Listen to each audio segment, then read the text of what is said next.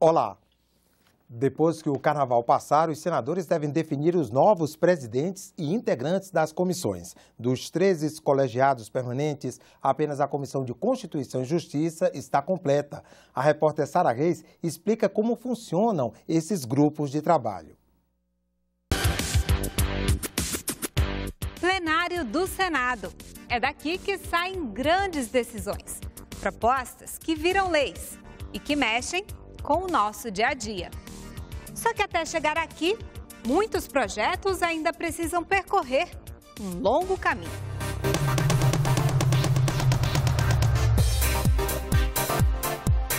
É nas comissões que as propostas começam a ser discutidas. Elas podem ter sido apresentadas pelos próprios senadores ou estar vindo lá da Câmara dos Deputados. Tem dinheiro para bancar essa iniciativa? A proposta está de acordo com a nossa Constituição? Atende o sistema de saúde? É bom para a área de educação? É aqui que eles vão discutir questões assim. Só no Senado são 13 comissões permanentes, especializadas em diferentes temas.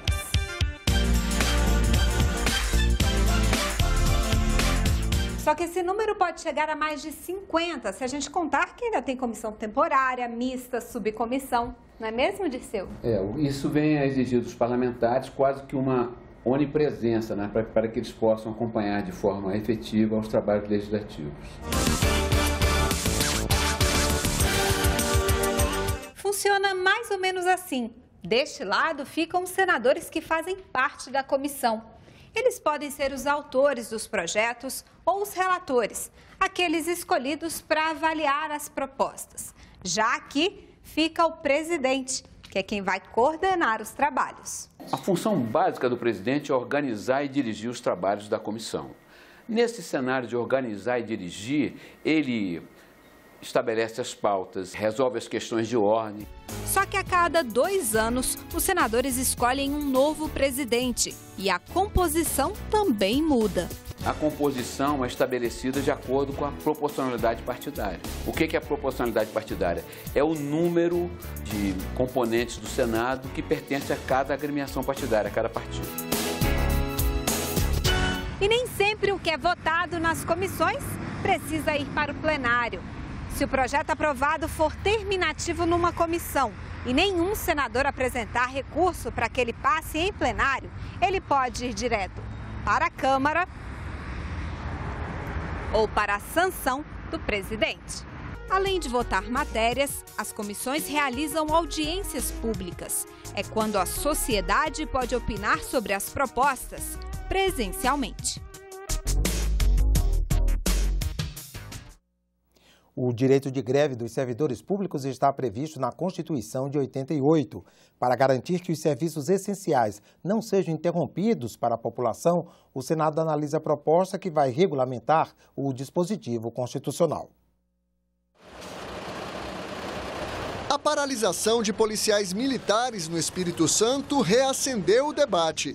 Servidores públicos têm direito de fazer greve. A Constituição prevê essa possibilidade, mas só depois que uma lei específica definir os termos e limites do movimento. Desde 1988, quando a Constituição foi promulgada, senadores e deputados apresentaram 15 projetos para tentar regulamentar a greve de servidores públicos. O problema é que nenhum deles foi aprovado pelo Congresso.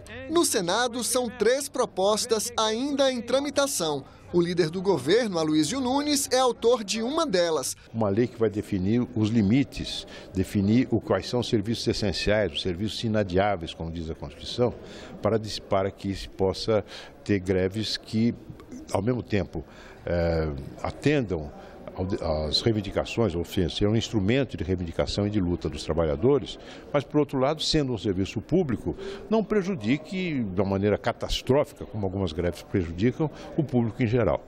O projeto tem duas vertentes. Em primeiro lugar, ele cria mecanismos de negociação para evitar a greve. Se frustrar essa negociação, aí então é possível fazer a greve. O texto prevê percentuais mínimos de servidores que devem continuar trabalhando mesmo durante as greves. Atividades consideradas não essenciais, 30%. para serviços essenciais como saúde, previdência, abastecimento de água, energia e combustíveis, coleta de lixo, defesa civil e tráfego aéreo, a taxa é de 50%.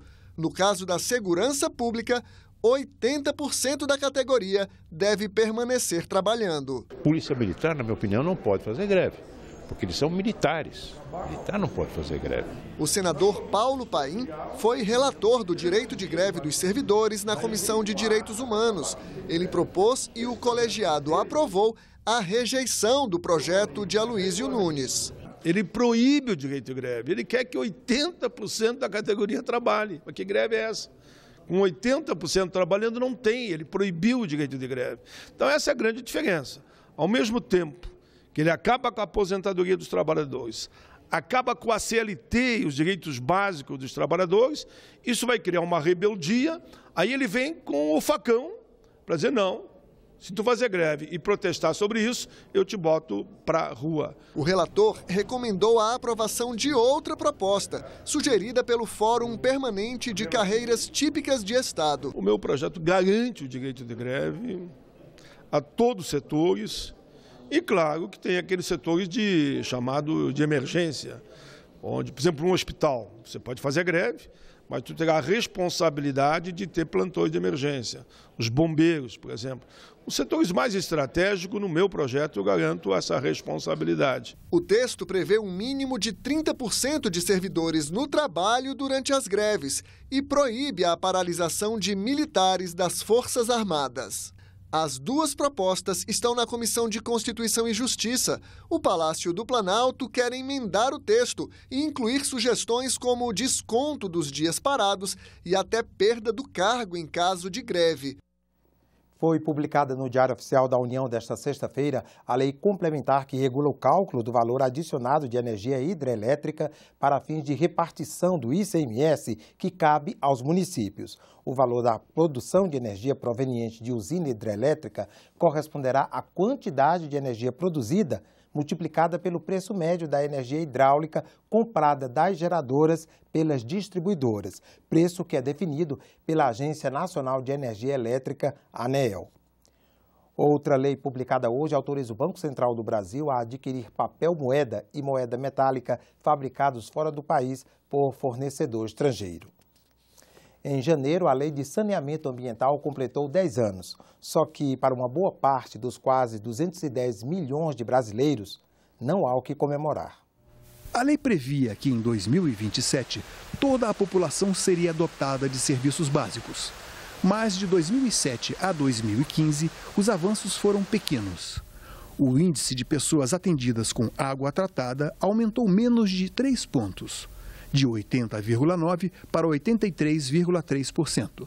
A coleta de esgotos passou de 42% para 50,3%.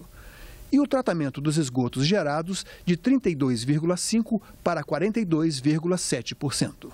As epidemias de dengue, zika e febre chikungunya têm relação direta com as deficiências no saneamento ambiental. Mas outras doenças transmitidas pela água contaminada e que contribuem significativamente para a mortalidade infantil também resultam da ausência de serviços básicos, como coleta e tratamento de esgotos. Isso contribui para tornar mais difícil o combate à pobreza e às desigualdades regionais. Não por acaso, na região norte, menos de 15% da população dispõe de coleta de esgotos. No Nordeste, menos de 30%. No Sul, Sudeste e Centro-Oeste, embora insatisfatórias, as cifras são bem maiores. Saneamento básico deveria ser uma agenda do século passado. Infelizmente, a gente encontra no país ainda mais de 30 milhões de pessoas sem um sistema de abastecimento de água tratada nas suas casas, mais de 100 milhões de pessoas que não têm o seu esgoto tratado. Pesquisa da Confederação Nacional da Indústria aponta que, entre 2007 e 2014, o saneamento básico recebeu menos de 10% do total de gastos da União com infraestrutura, atrás de áreas como transportes, energia elétrica e telecomunicações. Se não foi encarado como prioridade, o setor também teve que enfrentar a burocracia. Quando você começa a fazer a obra, né? Aí vem o órgão ambiental e diz, olha, você não pode fazer determinada coisa que vai afetar determinado local. Aí vem ainda o órgão financiador, que quer olhar para todas as etapas que você está fazendo, que ele vai pagar, ele quer avaliar todo o projeto de engenharia que foi feito, né? E assim você atrasa a passagem de recursos e atrasa também o cronograma de obra. Encontra-se na CCJ, aguardando designação de relator, uma PEC que coloca na Constituição o direito social ao saneamento básico. O saneamento básico tem que ser consagrado como direito humano fundamental, como direito social fundamental na Constituição, porque dele decorre um direito que também está na Constituição, que é o direito à saúde, como direito de todos e dever do Estado. Então, nos próximos dias, eu pretendo pedir que os líderes assinem calendário especial para apreciação dessa PEC. Carnaval. Os trabalhos no Senado e na Câmara estão suspensos, mas quem quiser visitar as instalações do Congresso pode ficar tranquilo. O programa de visitas está de pé no feriado. Parada obrigatória de quem passa por Brasília, a visita ao Congresso é um dos programas mais requisitados. Severino Brigato é italiano de Pádua. Vem frequentemente ao Brasil, mas na capital brasileira é a primeira vez. A cidade é moderna, muito estruturada. A arquitetura é de Oscar Niemeyer, não? Famoso arquiteto. Nem tudo é folia no país do carnaval. Há quem aproveite o feriado para programas os mais diversos, como, por exemplo, conhecer a capital do Brasil. Deputados e senadores já estão em visita às suas bases eleitorais, mas o Congresso Nacional abrirá as portas para receber brasileiros e estrangeiros que queiram visitar o Parlamento Nacional. Foi o caso de Mozart Rolim, de Fortaleza. Ele e a família já tinham visitado a capital dos Estados Unidos. Perceberam que estavam em débito com a nação de origem. Nós já costumamos ir aos carnavais em outros estados, principalmente Pernambuco, e dessa vez a gente decidiu fazer um turismo cultural e cívico. Então trouxe a família para conhecer a capital, o centro do poder e todos esses monumentos, e estamos achando a cidade maravilhosa, muito bonita mesmo. Eu acho que a estrutura, a organização, a limpeza, o povo brasileiro muito acolhido em Brasília também. Senado e Câmara vão manter equipes de guias durante o feriado para que turistas de passagem por Brasília não percam a chance de visitar as instalações do Congresso. Quem quiser aproveitar o carnaval em Brasília, pode vir, pode chegar, a festa aqui também acontece. Sábado, domingo, segunda e terça, a gente vai funcionar nos moldes de final de semana. Então a pessoa pode vir de bermuda, de chinelo, de camiseta, pode chegar a hora que quiser e a visita acontece de 9 às 17h30. Não é necessário agendamento em nenhum dos dias do carnaval.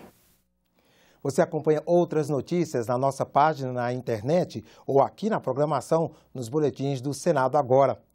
Fique com os destaques da semana aqui no Senado, capturados pelos fotógrafos da Agência Senado. Até a próxima.